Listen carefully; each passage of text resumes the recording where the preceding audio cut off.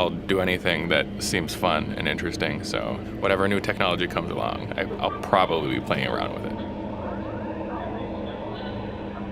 My name's Micah Gанске, and I'm a painter and a sculptor, and I make my work for anyone interested in science and technology.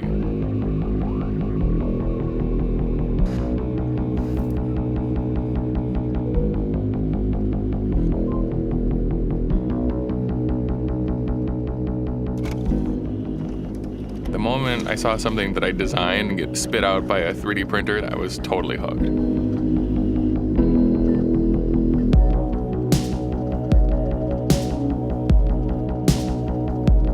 I thought maybe I would just use the 3D printing as ways to quickly generate new ideas and just get things out of my head. But then, of course, I couldn't resist making things bigger, things getting more complicated. My work right now is sort of about humanizing the future. My body of work consists of two parts, the sculptures and the paintings. The paintings are of specifically one rotating space habitat right now that has Centralia, Pennsylvania placed inside of it, and Centralia, Pennsylvania is a famous abandoned town. The sculptures are a little more sci-fi.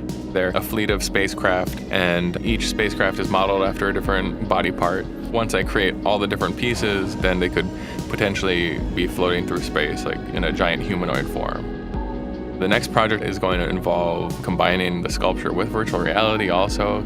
So experimenting with those different technologies and then working them back into like my painting and stuff. That's what's really pushing me forward, developing and evolving the art. I've always got a couple different ideas in the back of my mind, and that sort of workflow has helped me avoid that creative block. I don't really believe in inspiration in the traditional sense. For most artists, it's a really long process that gradually evolves.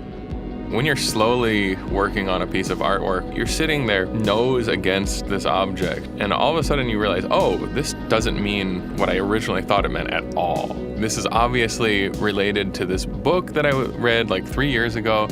You're opening yourself up to all sorts of connections like that, and because you're working on your art, those connections will be more related to your art.